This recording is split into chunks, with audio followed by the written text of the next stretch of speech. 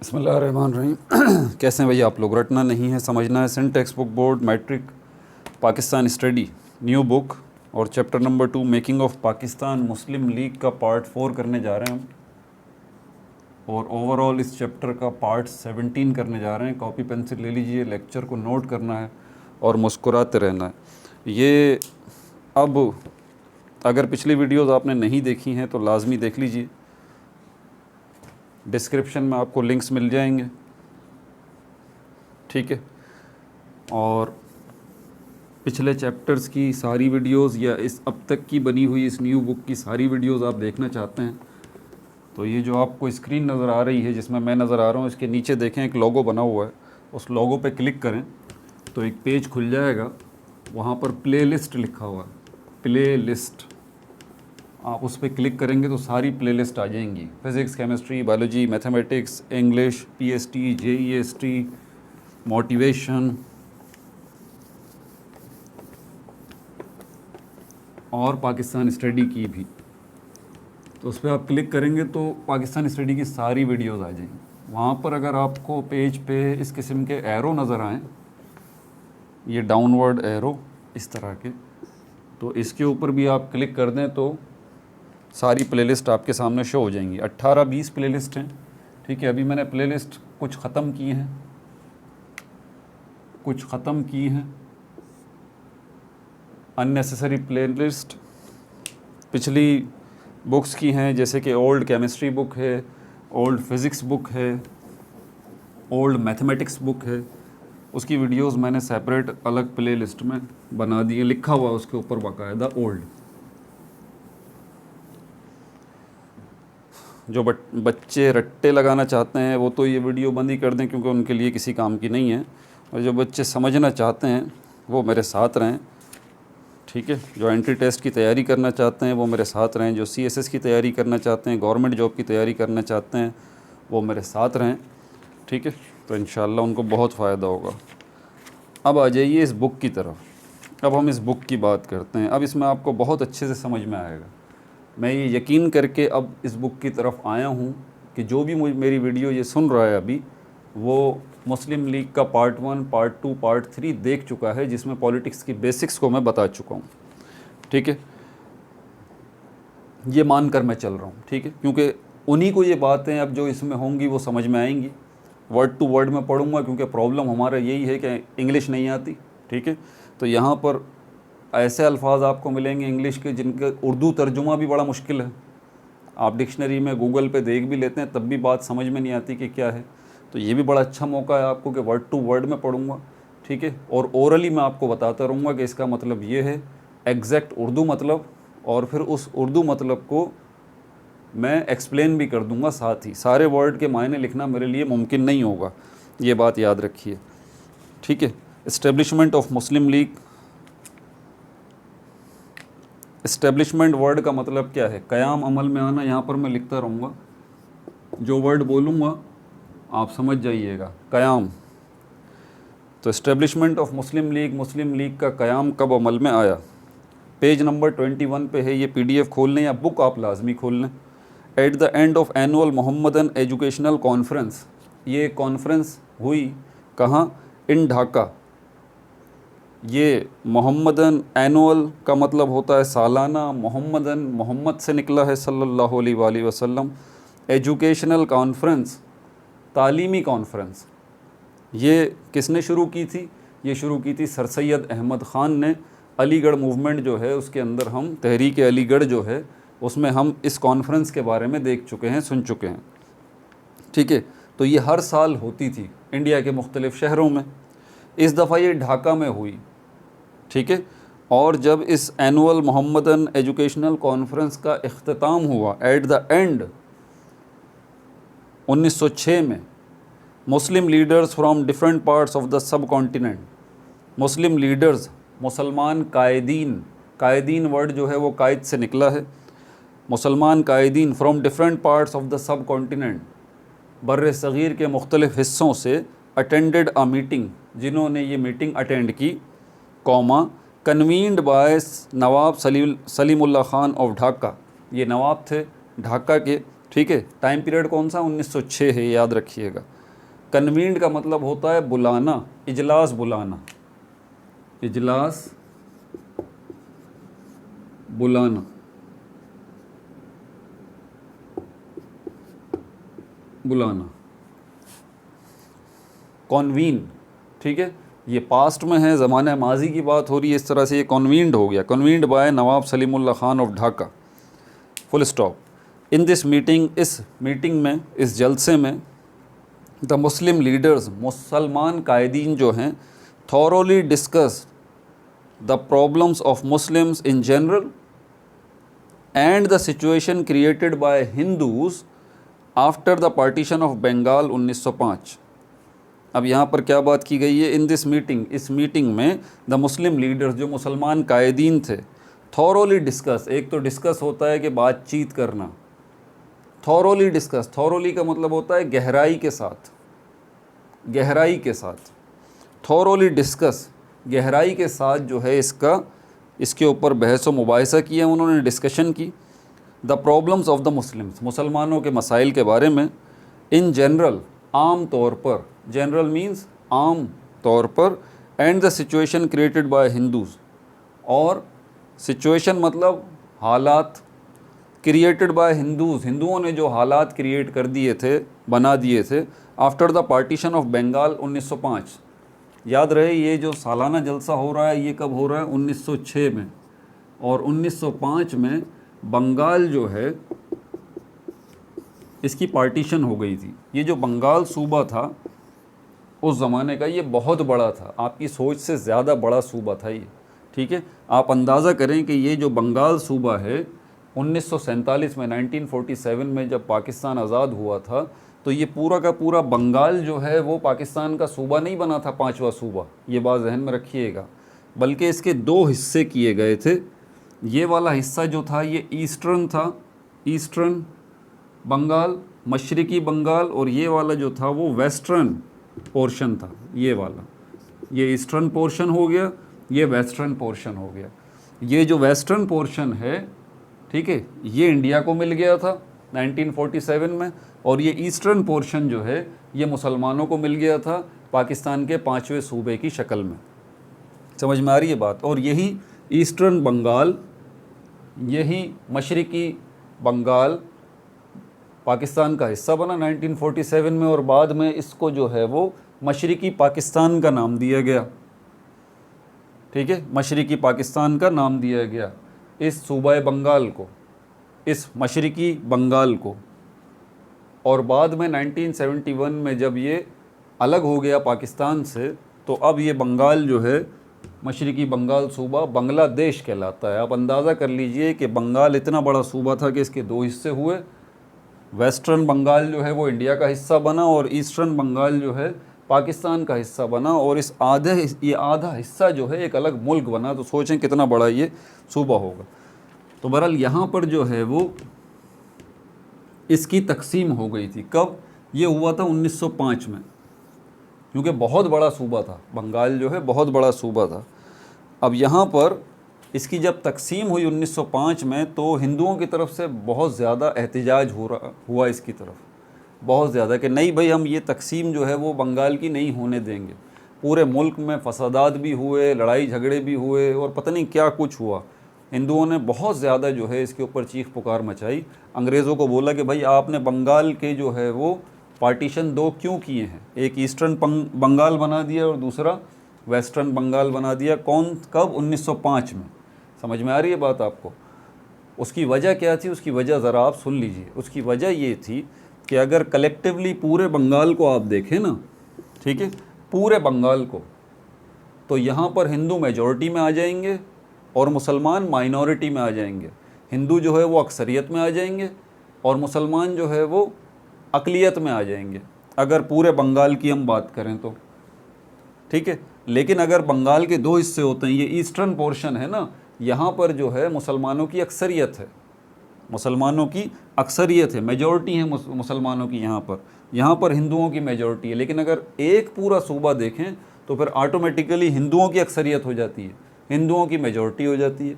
अब सोचिए ज़रा, अगर इस पूरे सूबे के अंदर इलेक्शन होते हैं, इलेक्शन होते हैं, दो पॉलिटिकल पार्टीज़ हैं, एक कांग्रेस है जो हिंदुओं को रिप्रेजेंट कर रही है, दूसरी मुस्लिम लीग है जो कि मुसलमानों को रिप्रेजेंट कर रही है, तो क्या नतीजा निकलेगा इसका? हिंदू यहाँ इस पूरे सूबे में मेजॉरिटी में है, इलेक्शन होगा तो डेफिनेटली हिंदू जो है वो किसको वोट देंगे? कांग्रेस को। मुसलमान जो है वो किसको वोट देंगे? मुस्लिम लीग को। और सपोज़ करें कि अगर यहाँ बंगाल सूबे के अंदर जो है वो 80 सीट्स हैं, सूबाई इंतखाबात होते हैं यहाँ पर, प्रोविंशियल इलेक्शंस होते हैं यहाँ पर, ठीक है, पूरे सूबे के अंदर, और यहाँ पर सूबाई नशिस्तें MPAs के लिए, जो मैं कहता हूँ मेंबर ऑफ प्रोविंशियल असेंबलीज़, तो MPA 80 सीटें, 80 नशिस्तें यहाँ पे मौजूद हैं। जो पार्टी ज़्यादा सीट्स जो है वो विन करेगी, उसकी हुकूमत यहाँ पर बंगाल में बन जाएगी। अब यहाँ पर ज़्यादा नशिस्तें या ज़्यादा सीट्स जो हैं, जब प्रोविंशियल इलेक्शंस होंगे, सूबाई इलेक्शंस होंगे, तो फिर क्या होगा इस सूबे के अंदर? क्योंकि कांग्रेस, हिंदुओं की अक्सरियत है, वो किसके फेवर में है? कांग्रेस के। तो ऑटोमेटिकली कांग्रेस जो है वो ज़्यादा सीट्स जो है वो विन करेगी। मिसाल के तौर पर 50 सीट्स, समझ में आ रही है बात आपको? 50 सीट्स जो है कांग्रेस विन कर जाएगी।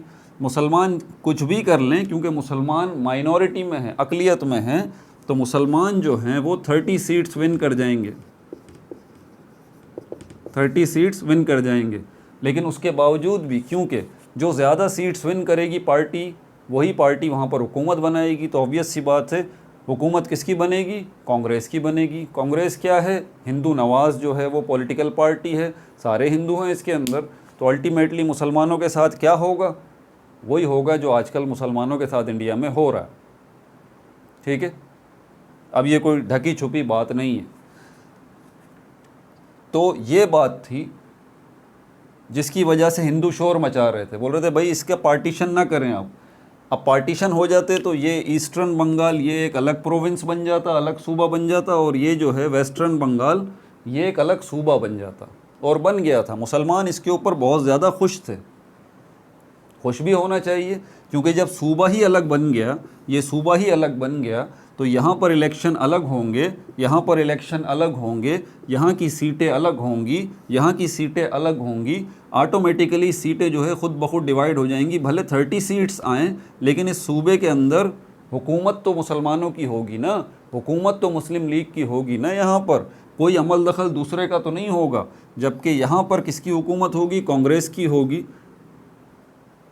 समझ में आ गई बात? तो मुसलमान तो इस पार्टीशन के ऊपर खुश थे बहुत ज़्यादा कि भाई ये बड़ा अच्छा काम हो गया, अब यहाँ पर मुसलमानों की अक्सरियत है, अब ये हमारा सूबा है, और इसके अंदर जो है वो सूबाई इंतखाबात जब भी होंगे कांग्रेस विन कर जाएगी, ठीक है, और वही अपनी यहाँ पर हुकूमत बनाएगी। मुसलमानों की नुमाइंदा जमात है, मुसलमानों को मुस्लिम लीग पे भरोसा है, तो उसके बाद कोई मसले की बात नहीं होगी। सारा सिनेरियो आपको समझ में आ गया।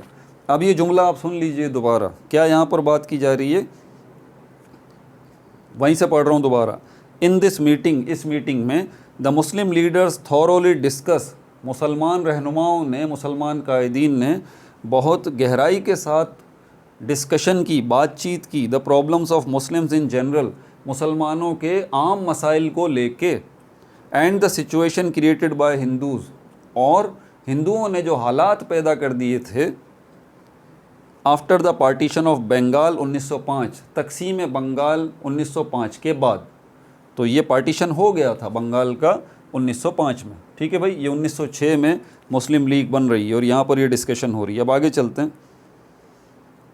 इट वॉज डिसाइडेड, ये फ़ैसला किया गया, to set up a political party, के एक सियासी जमात बनाई जाए, to protect and safeguard the rights of the Muslims, ताकि तहफ़्फ़ुज़ फ़राहम किया जाए। प्रोटेक्ट और सेफ गार्ड का एक ही मतलब है, हिफाजत करना। The rights of the Muslim, मुसलमानों के हुकूक़ की, ऑफ द सब कॉन्टिनेंट, बर्र सग़ीर के मुसलमानों की हुकूक़ का तहफ़्फ़ुज़ किया जाए। The meeting was headed by Nawab Waqarul Mulk, इसके जो इसको हेड जो कर रहे थे, इसके सदर जो थे, मतलब इस मीटिंग के एक एडमिनिस्ट्रेटर होता है ना। देखिए कोई भी मीटिंग होता है, प्रोग्राम होता है, उसका कोई इंचार्ज तो होता है ना, कोई मुंतज़िम तो होता है ना, कोई एडमिनिस्ट्रेटर तो होता है ना। तो यहाँ पर जो मुंतज़िम थे इस मीटिंग के, वो कौन थे? The meeting was headed by Nawab Waqarul Mulk, Nawab Waqarul Mulk जो है इसके मुंतज़िम थे। And attended by the scholars, और इस मीटिंग को अटेंड जो किया वो किन्होंने किया, स्कॉलर्स। स्कॉलर्स जो हैं वो आलिम को कहा जाता है, आलिम की जमा जो है वो उलमा है। तो उस वक्त के जो आलिम थे like Maulana Mohammad Ali Jauhar, Maulana Zafar Ali Khan, Hakim Ajmal Khan and some other prominent leaders, और कुछ दूसरे नुमायाँ लीडर्स। प्रोमिनेंट का एग्जैक्ट उर्दू मतलब है नुमायाँ, कोई चीज़ जो है वो एक्सपोज्ड हुई हुई हो। एक्सपोज्ड मतलब शो हुई हुई हो, नुमायाँ शो हुई हुई हो। और यहाँ पर इसका क्या मतलब है, कोई चीज़ नुमायाँ हुई हुई होगी, शो हुई हुई होगी, एक्सपोज्ड हुई हुई होगी, डेफिनेटली उसकी अहमियत होगी। दूसरे लफ्ज़ों में वो इम्पॉर्टेंट होगी, ठीक है, वो अहम होगी। तो प्रोमिनेंट लीडर्स जो अहम रहनुमा थे, अहम कायदीन थे, नुमायाँ कायदीन थे, full stop. A political party All India Muslim League was set up on 30 December 1906। 1906 में पॉलिटिकल पार्टी का क़याम ऑल इंडिया मुस्लिम लीग का अमल में लाया गया। Aligarh was made its headquarter, Aligarh जो है उसको हेडक्वार्टर बनाया गया इसका। Sir Aga Khan and Syed Ali Hasan Bilgrami were elected. अब जितने मेंबर थे यहाँ पर इस मीटिंग के अंदर, उनके दरमियान इलेक्शन हुआ, वोट हुए कि भाई अपनी अपनी तजावीज़ दीजिए कि अब जो है इस पार्टी का सदर किसको बनाया जाए और सेक्रेटरी जनरल किसको बनाया जाए। याद रहे किसी पार्टी का जो प्रेसिडेंट होता है वो पॉलिसी मेकर होता है, वो थिंकर होता है, वो सोचने वाला होता है, ठीक है, वो आइडियाज़ देने वाला होता है कि भाई ये हमें करना चाहिए, ये करना चाहिए, ये हमारे प्लान्स हैं, ये प्लान्स बनाने वाला प्रेसिडेंट है और उन प्लान्स के ऊपर अमल दरामद कराने वाला सेक्रेटरी जनरल है। ये बात आप याद रखिएगा, ठीक है। तो प्लान मेकर, पॉलिसी मेकर या प्रेसिडेंट जो है वो कौन थे, सर आगा खान और Syed Ali Hasan Bilgrami were elected as president and secretary general of Muslim League. Muslim League के सदर और सेक्रेटरी जनरल जो है वो इलेक्ट हुए, ये दोनों रेस्पेक्टिवली। रेस्पेक्टिवली वर्ड को ज़रा समझ लीजिएगा, इसका मतलब होता है बिल तरतीब। बिल तरतीब, बिल तरतीब वर्ड किससे निकला है, तरतीब से, तरतीब। और तरतीब में क्या होता है, तरतीब का मतलब होता है सीक्वेंस। जो चीज़ तरतीब से हो, जो कि सीक्वेंस में हो, बिल तरतीब। तो रेस्पेक्टिवली का एग्जैक्ट उर्दू मतलब है हमारे पास क्या, बिल तरतीब। अब यहाँ रेस्पेक्टिवली का, यहाँ बिल तरतीब मतलब तो है, लेकिन सेंस क्या बन रहा है, सेंस इसका ये बन रहा है। अब ज़रा सुनिए, ज़रा क्या बोल रहे हैं यहाँ पर, Aligarh was met sir Aga Khan. यहाँ से सुनिए, सर आगा खान, पहले नाम किसका आया है, सर आगा खान का। एंड सैयद अली हसन बिलग्रामी, दूसरे नंबर पर किसका नाम आया, सैयद अली हसन बिलग्रामी का। वर इलेक्टेड एज प्रेसिडेंट, इनको सदर मुंतखब किया गया, प्रेसिडेंट। अब प्रेसिडेंट पहले नाम आया है और पहले नाम किसका आया है, सर आगा खान का। तो समझ जाइए, प्रेसिडेंट पहले नाम आ रहा है and secretary general, secretary general बाद में नाम आ रहा है। तो पहले जिसका नाम था वो प्रेसिडेंट बन गया और बाद में जिसका नाम था वो सेक्रेटरी जनरल यहाँ पर मौजूद है। इसी को हम कहते हैं रेस्पेक्टिवली बिल तरतीब। तो पहले नाम सर आगा खान का है, वो प्रेसिडेंट हैं, और सैयद अली हसन बिलग्रामी ये क्या हैं, सेक्रेटरी जनरल। और प्रेसिडेंट और सेक्रेटरी जनरल का भी मैं आपको फ़र्क बता चुका हूँ। प्रेसिडेंट पॉलिसी मेकर होता है, थिंकर होता है, आइडियाज़, प्लान्स, ये वो ये सब ये लेके आता है कि भाई ऐसे ऐसे हमें पार्टी के हमारे ये एम्स एंड ऑब्जेक्टिव्स हैं, ये गोल हैं और ये हमें जो है वो अचीव करने हैं। पार्टी का निज़ाम चलाने वाला जो है उसको सेक्रेटरी जनरल कहते हैं, ठीक है। पार्टी का जो निज़ाम चलाने वाला है उसको सेक्रेटरी जनरल कहते हैं। सैयद अली हसन बिलग्रामी सेक्रेटरी जनरल थे और सदर कौन थे, Sir Aga Khan. Aims and objectives of the establishment of Muslim League, इसकी तरफ आ जाइए। एम्स एंड ऑब्जेक्टिव्स, एग्जैक्ट इस इन दो वर्ड्स का, एम्स एंड ऑब्जेक्टिव्स का एग्जैक्ट उर्दू मतलब ज़रा देख लें, अगराज़ व मकासिद। ये दोनों वर्ड एक साथ ही आते हैं, ठीक है, ज़्यादातर अगराज़ व मकासिद। इसको मैं लिख भी रहा हूँ यहाँ पर, क्योंकि कुछ उर्दू के वर्ड जो हैं वो लिखना आपके लिए थोड़ा सा, बोल भी दूंगा तो उसकी स्पेलिंग में, लिखने में प्रॉब्लम हो जाएगी।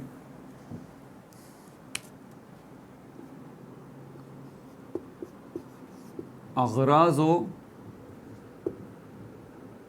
मकासिद,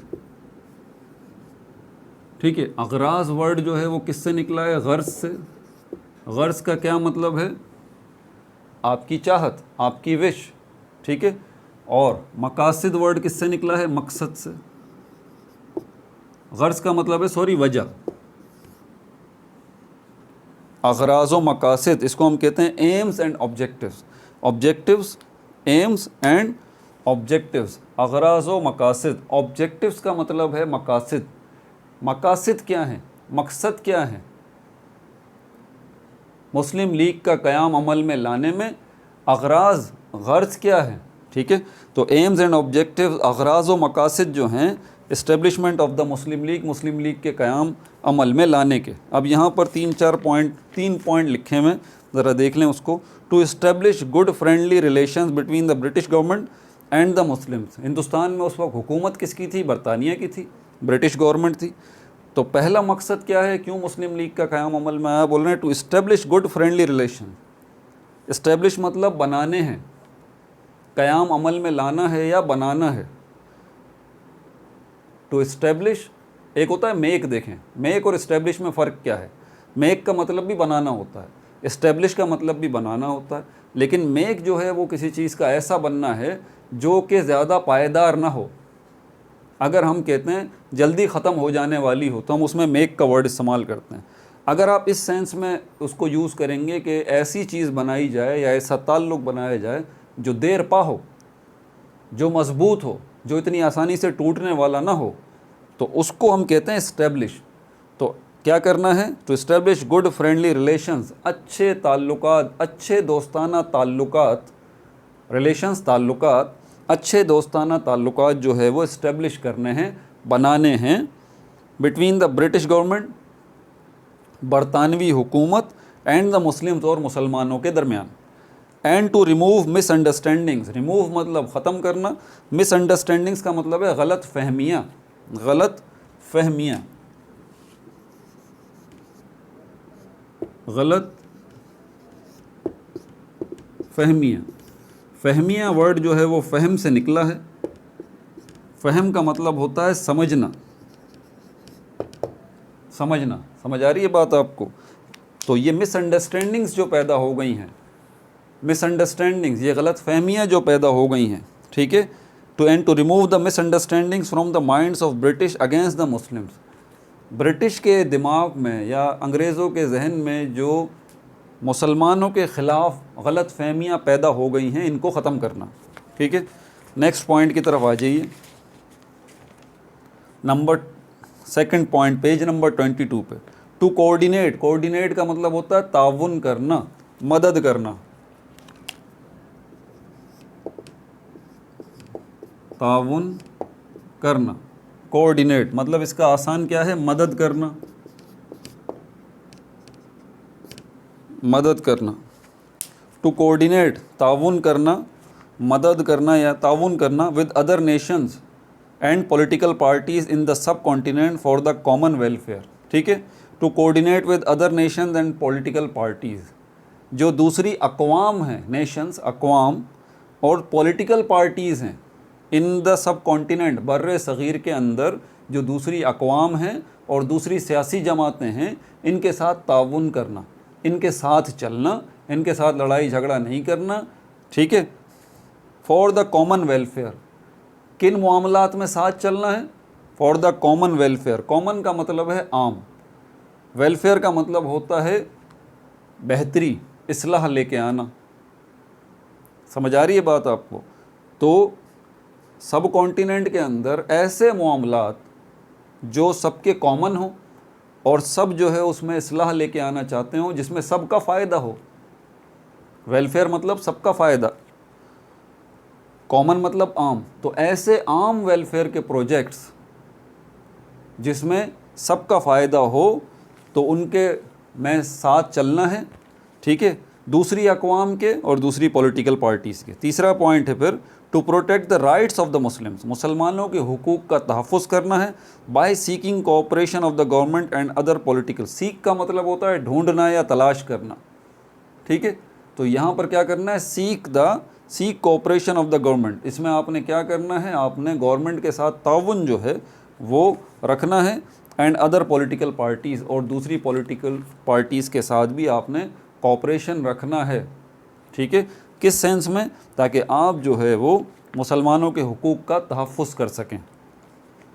role of Muslim League in the struggle for independence, Muslim league का किरदार in the struggle for independence, ये स्ट्रगल का मतलब है जद्दोजहद, कोशिश करना, जद्दोजहद या कोशिश करना, इसको स्ट्रगल कहते हैं। ठीक है, इंडिपेंडेंस आज़ादी, रोल किरदार, मुस्लिम लीग का किरदार आज़ादी की जद्दोजहद में।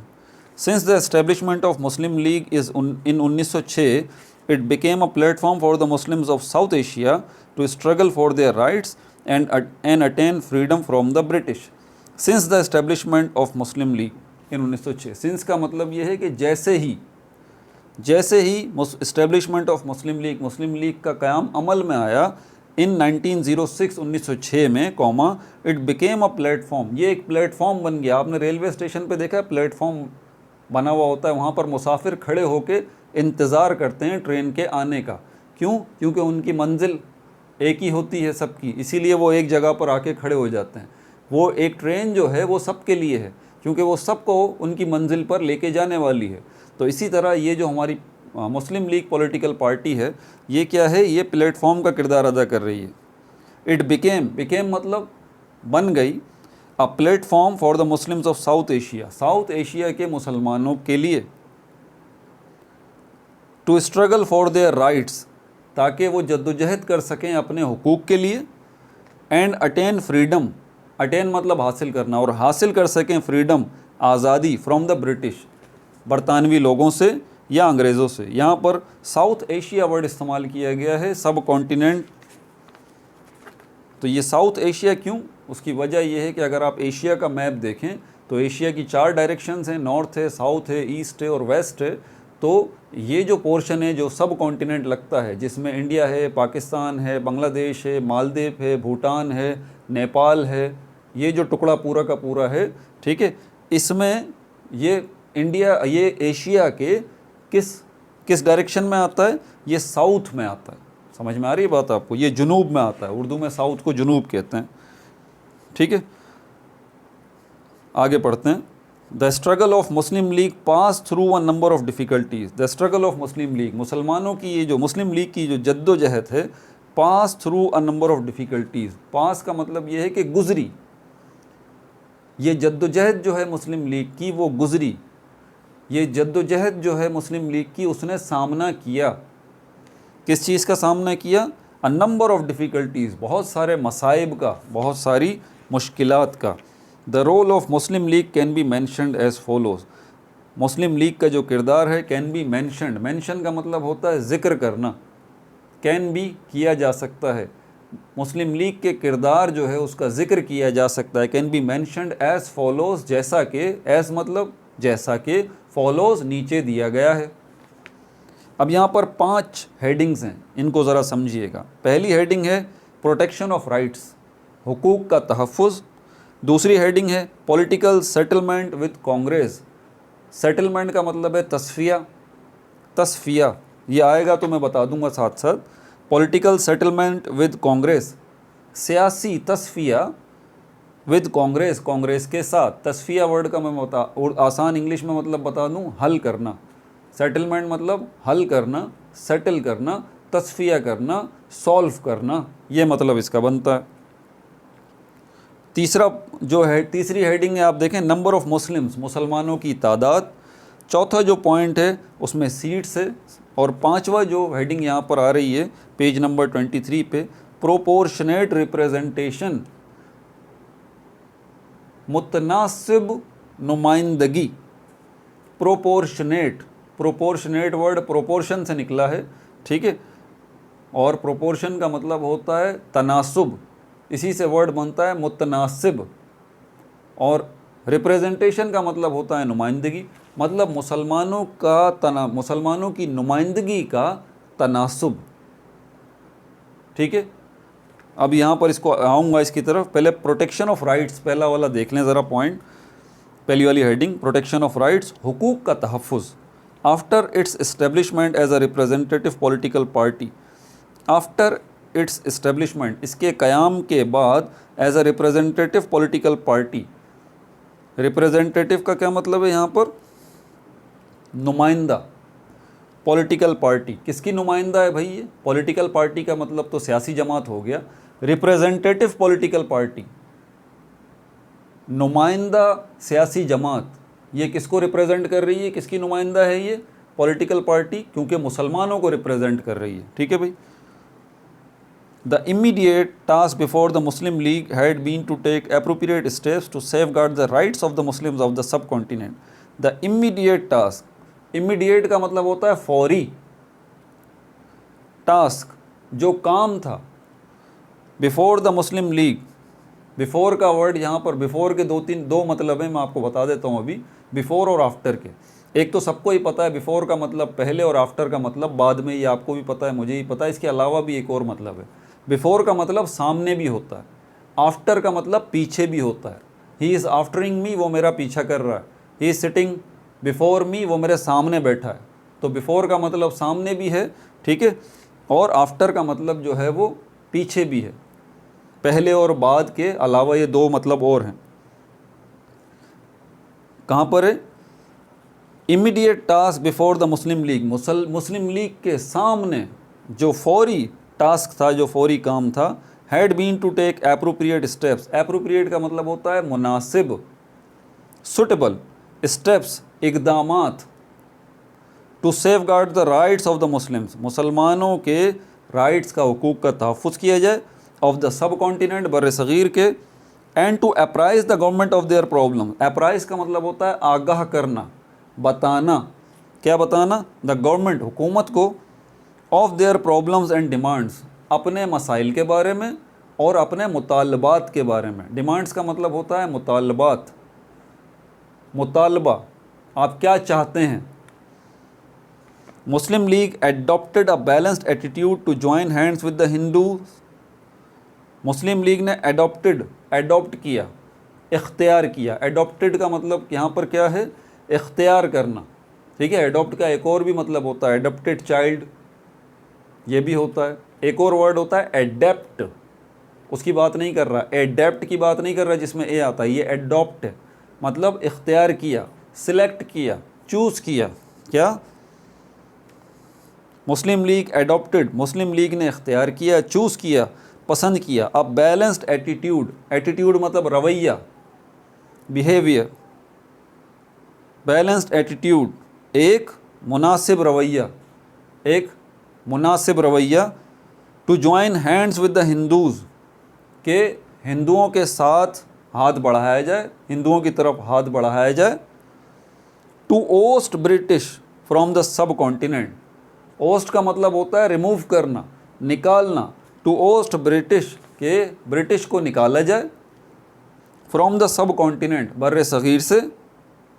ऑन द वन हैंड, एक तरफ, यानी कि एक तरफ जो है मुस्लिम लीग का प्रोग्राम क्या था कि ऐसा बैलेंस्ड जो है वो एटीट्यूड जो है वो एडॉप्ट करना चाहिए, ऐसा बैलेंस मुतनासिब, ऐसा मुनासिब जो है वो रवैया रखना चाहिए कि हम जो है वो हिंदुओं के साथ हाथ मिलाएं और इसके नतीजे में हम क्या करें कि ब्रिटिश को जो है वो ओस्ट किया जाए, निकाला जाए। ठीक है। फ्रॉम द सब कॉन्टिनेंट, बर्रे सग़ीर से। ऑन द वन हैंड, एक तरफ तो ये काम है। ठीक है। ऑन द वन हैंड का मतलब ये जो बात की जा रही है इसको। And on the other hand, और दूसरी तरफ, इसका दूसरा फ़ायदा क्या होगा? It struggle to improve the relation between the Muslims and the British government. आप ज़रा देखिए कि ये जुमला क्या लिखा है, यानी कि एक तरफ तो हिंदुओं से के साथ हाथ बढ़ाना है ताकि अंग्रेज़ों को हिंदुस्तान से निकाला जा सके, दूसरी तरफ जो है वो क्या करना है?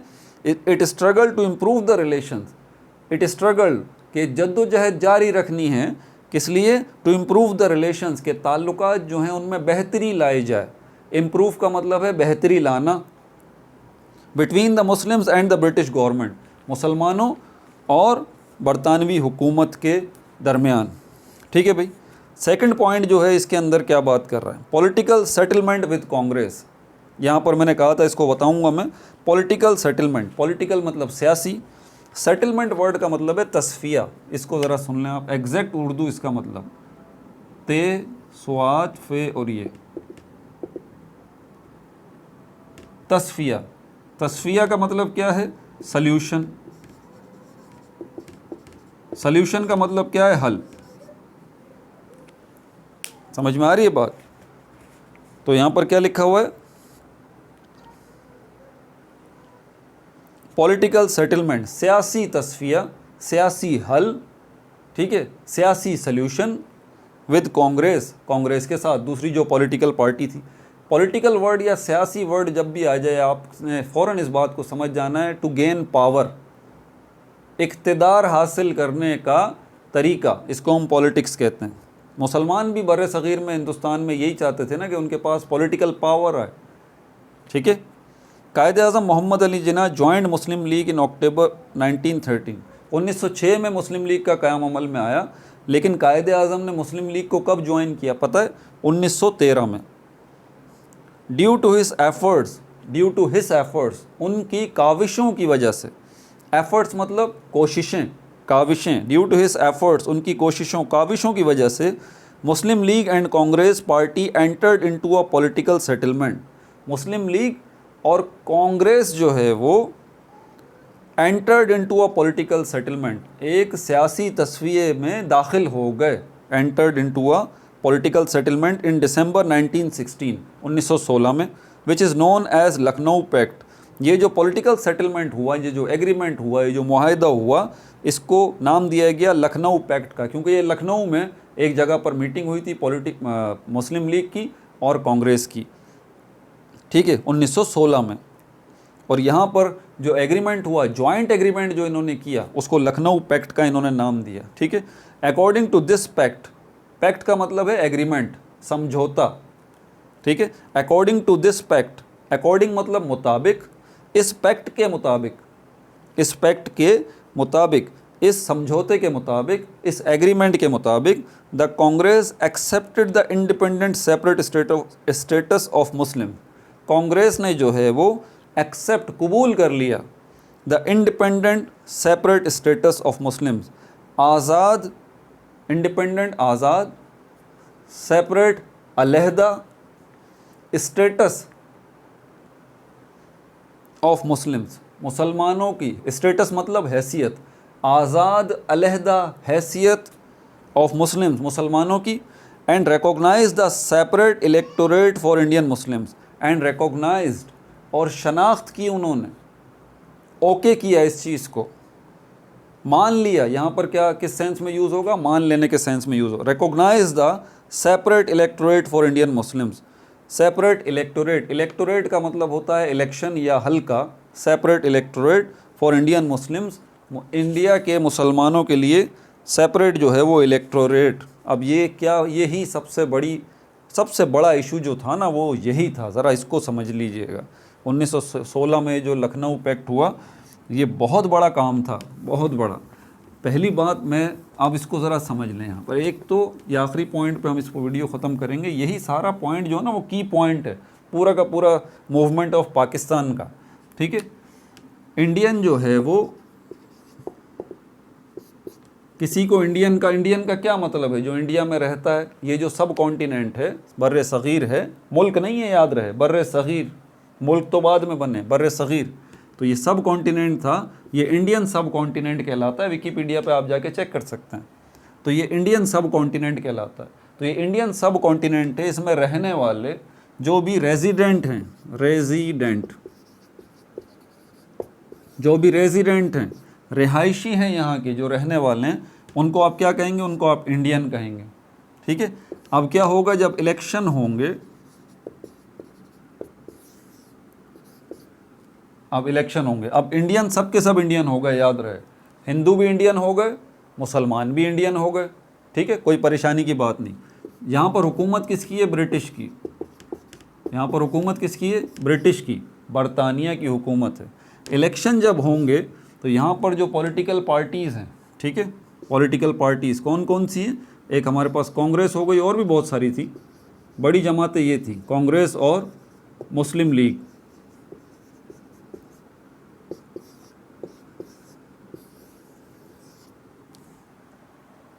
अब यहाँ पर मिक्स सिस्टम हो जाएगा। ब्रिटिश क्या देखेंगे? हिंदुओं को भी क्या समझ रहे हैं ब्रिटिश कि ये इंडियन है। मुसलमानों को भी क्या समझ रहे हैं ब्रिटिश कि ये इंडियन है। मुसलमानों ने कहा नहीं भाई, आप जब इलेक्शन कराएं ना, ठीक है, चाहे तो वो वफाकी मामला हो, जनरल इलेक्शंस हों, आम इंतखाबात हों, फेडरल लेवल के इलेक्शंस हों या सूबाई लेवल के इलेक्शंस हों, दोनों तरह के इलेक्शंस। क्या कहा मैंने? या तो फेडरल लेवल के इलेक्शंस हों जिनको जनरल इलेक्शंस कहा जाता है, या सूबाई सतह के इलेक्शंस हों। आपने मुसलमानों की सीटें अलग कर देनी हैं, मुस्लिम सीट्स, मुस्लिम सीट्स, इंडियंस की सीट्स नहीं, नहीं नहीं नहीं नहीं, इंडियंस की सीट्स नहीं, मुस्लिम्स की सीट। ये थी मुसलमानों की डिमांड, सेपरेट इलेक्टोरेट, कि हमारा जो है वो मुसलमानों की सीट्स ही आप अलहदा कर दें। मिसाल के तौर पर जैसे यहाँ पर हमने बंगाल की बात की थी, बंगाल ये जो सूबा है पूरा का पूरा, ठीक है, यहाँ पर मुस्लिम सीट्स जो हैं वो अलग हो जाएंगी, रिज़र्व हो जाएंगी। अगर यहाँ 80 सीट हैं, ठीक है, और मुसलमानों की आबादी यहाँ पर जिस हिसाब से है उसके हिसाब से अगर जो है वो 30 सीट्स जो हैं वो 30 सीट्स जो हैं वो क्या हैं, वो रिज़र्व हो गई मुसलमानों के लिए।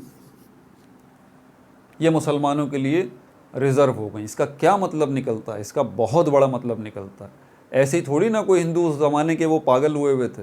1913 में लखनऊ पैक्ट तो उन्होंने कर लिया था कि हाँ चलो हम ये सेटिंग कर लेते हैं, लेकिन बाद में जवाहरलाल नेहरू जो हिंदुस्तान के वज़ीर आज़म बने, पहले उन्होंने एक पेपर पब्लिश किया 1928 में, 1927-28 के टाइम पीरियड में बताऊंगा। पहले ये आया था जवाहरलाल नेहरू ने 1928 में, तो वो नेहरू रिपोर्ट कहलाती है। और नेहरू रिपोर्ट के अंदर जवाहरलाल नेहरू ने जो है क्या कहा, बोला कि हम सेपरेट इलेक्टोरेट मुसलमानों का नहीं मानते, नहीं, सब इंडियंस हैं, कोई आपकी सीटें अलहदा से रिज़र्व नहीं की जाएंगी, कोई आपकी सीटें अलहदा से रिज़र्व नहीं होंगी कि बंगाल के अंदर 80 सीट्स में से 30 सीट्स हो ही मुसलमानों की गई कि इसमें मुसलमान ही आएंगे, कोई दूसरा नहीं आ सकता। नहीं भाई, ऐसा नहीं होगा, हम सब इंडियंस हैं, ठीक है।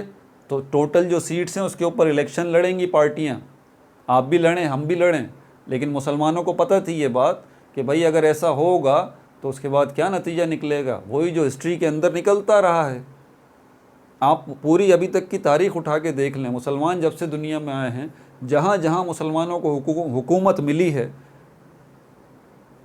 मुसलमानों ने वहाँ पर अवामुन नास का ख्याल रखा है। जब भी मुसलमान पावर में आए हैं उन्होंने अवामुन नास का ख्याल रखा है, उनके मज़हबी हुकूक का ख्याल रखा है, इंसानी हुकूक का ख्याल रखा है, बूढ़े बच्चे औरतों का ख्याल रखा है। लेकिन जब मुसलमानों पर किसी की हुकूमत आई है, चाहे वो हिंदुओं की हो, ईसाइयों की हो, यहूदियों की हो या किसी दूसरे मज़हब के इंसानों की हुकूमत हो, मुसलमानों के ऊपर जब उन्होंने हुकूमत की है, मुसलमानों की ऐसी तैसी कर दी उन्होंने। बदकिस्मती रही है मुसलमान कौम की है कि जहाँ भी मुसलमान जो है वो किसी दूसरे की हुकूमत के अंडर रहे हैं, उनका सिर्फ बेड़ा गर्क हुआ और कुछ भी नहीं हुआ। और यही हाल मुसलमानों का हो रहा था इंडिया में। वो मुसलमान देख रहे थे किस तरह उनकी परसिक्यूशंस हो रही हैं, कैसे उनके हुकूक जो है ज़ब्त किए जा रहे हैं। मुसलमान तादाद में कम थे, हिंदू तादाद में ज़्यादा थे, सरकारी नौकरियां नहीं मिल रही, और पता नहीं 20 ऐसे मामलात थे, मज़हबी मामलात चल रहे थे। वंदे मातरम ये जो इंडियन सॉन्ग है ये गाना पड़ेगा मुसलमानों को, गांधी जी की मूर्ति के आगे सर झुकाना पड़ेगा मुसलमान बच्चों को। स्कूल्स के अंदर कानून बना दिया गया है, क्या करेंगे भाई, स्कूल में एडमिशन ही नहीं मिलेगा, कर लो क्या करोगे। ये सारे मामलात थे। ईद उल अज़हा अगर आ रही है, बकर ईद अगर आ रही है तो मुसलमान गाय ज़िबा नहीं करेंगे, क्यों, गाय तो हमारी गौ माता है। अब देखें ना कितना प्रॉब्लम है। एक जिसकी वो गौ माता है, जो इसका खुदा है, ठीक है, आपके जो बिलीव्स हैं कोई प्रॉब्लम की बात नहीं है, तो आप वो गाय जो आपका खुदा जिसको आप मानते हैं, अब मुसलमान उसी खुदा को जो है वो ज़िबा करते हैं और काट के खा लेते हैं। अब यह प्रॉब्लम है ना। लेकिन हैरत अंगेज़ बात यह है कि ये प्रॉब्लम जो है ये अंग्रेज़ के आने के बाद ही शुरू हुई ना। इससे पहले जो मुसलमान हुकूमतें इंडिया में गुजर के गई, मुग़लों की हुकूमत गई, उससे पहले सल्तनत दिल्ली की हुकूमतें रहीं, जिसमें स्लेव डायनेस्टी थी, खिलजी डायनेस्टी थी, लोधी डायनेस्टी थी, सैयद डायनेस्टी थी, तुगलक डायनेस्टी थी। ठीक है, ये सारी की सारी जो हुकूमतें को लगभग 1000 साल तक मुसलमानों ने जो हुकूमत की इंडिया के ऊपर, तो कोई मजहबी लड़ाइयाँ हुई वहाँ पे? किसी के हिंदुओं के हुकूक जो है तलफ हुए? कोई मामला ऐसा हुआ? नहीं। छोटी मोटी लड़ाइयाँ तो देखें सब जगह चलती हैं। एक फैमिली के अंदर 4-5 भाई रहते हैं, आपस में बहनें रहती हैं, अम्मा अब्बा रहते हैं, थोड़े बहुत तो उनके इख्तलाफात आपस में चलते रहते हैं, लड़ाइयाँ ये वो, रूठना मनाना, इट्स ओके, चलता रहता है। तो थोड़ी बहुत तो मामला देखे जा सकते हैं। कोई ऐसे मेजर कन्फ्लिक्ट्स नहीं आए कि मज़हब की बुनियाद पे चलो इनको हिंदुओं को उड़ा के रख दो। यहाँ मसला होता है मुसलमानों के साथ, बदकिस्मती से। पूरी हिस्ट्री भरी पड़ी है भाई। मुसलमान अंडर डोमिनेंट आए हैं, इनकी ऐसी तैसी हो गई, बस आपके लिए कोई रियायत नहीं है। बोस्निया के मुसलमानों को देख लें 1995 में, 1995 के अंदर बोस्निया में, यूरोप में, बदतरीन जीनोसाइड मुसलमानों का, बदतरीन, आपकी सोच से बाहर हो। औरतें, बच्चे, बूढ़े। मैं नहीं कह रहा भाई, आपको विकिपीडिया पे देख लें, न्यूज़ उठा के देखें, आपको पता 10,000 मुसलमान उड़ा दिए। ऐसे इज्तमाई कब्रें आज तक बोस्निया से मिलती हैं। 500 लोगों की कब्रें, 1000 लोगों की कब्रें, इज्तमाई कब्रें आज तक बोस्निया से मिलती हैं। और ये एक मिसाल थोड़ी, पता नहीं कितनी हैं, अब मैं इसको कहाँ आपको लेके जाऊँ हिस्ट्री के अंदर। ठीक है, बहरहाल तो हम यहाँ पर थे। ये बात थी कि मुसलमान बात कर रहे थे, बोल रहे थे भाई हमारे पास मुस्लिम रिजर्व सीट्स हमारी अलग होनी चाहिए। ठीक है, तो ये वो बात थी, इसको कहते हैं सेपरेट इलेक्टोरेट। और हिंदुओं ने, कांग्रेस ने इसको मान लिया था कब? लखनऊ पैक्ट में 1916 में। लेकिन बदकिस्मती से कांग्रेस के जो बहुत बड़े लीडर थे जवाहरलाल नेहरू साहब, उन्होंने नेहरू रिपोर्ट पब्लिश की और साफ मना कर दिया। बोला भाई सेपरेट स्टेटस आपका नहीं माना जाएगा, सेपरेट इलेक्टोरेट आपके नहीं होंगे, कोई मुस्लिम सीट्स रिजर्व नहीं होंगी, नहीं, ऐसा कुछ भी नहीं होगा। ऐसा कुछ भी नहीं होगा तो भाई हुकूमत किसकी बनेगी? कांग्रेस की बनेगी। और अगर आपको ज़बान पर ही इख्तलाफ हो रहा है कि सिर्फ नहीं, यहाँ पर जो है वो उर्दू ज़बान की जगह हम हिंदी ज़बान लेके आएंगे, तो कोई तो बात थी ना। मुसलमान जो परेशान थे उस ज़माने के। तो बहरहाल ये सेपरेट स्टेटस ऑफ मुस्लिम्स जो हैं, इंडियंस की बात मुसलमान कह रहे थे कि भाई इंडियंस की बात ना करें, आप हिंदुओं और मुसलमानों की बात करें। इंडिया कोई मुल्क नहीं है जो आप इंडियन कह रहे हैं। इंडिया एक सब कॉन्टिनेंट है, एक बर्रे सग़ीर है, बहुत सारी अक़वाम आबाद हैं यहाँ पर। ठीक है, सबके अलग अलग सेपरेट इलेक्टोरेट होने चाहिए। सिखों के सेपरेट इलेक्टोरेट होने चाहिए, मुसलमानों के सेपरेट इलेक्टोरेट होने चाहिए, हिंदुओं के सेपरेट इलेक्टोरेट होने चाहिए, क्रिश्चियंस के सेपरेट इलेक्टोरेट होने चाहिए। ठीक है, कोई मुल्क नहीं है ये।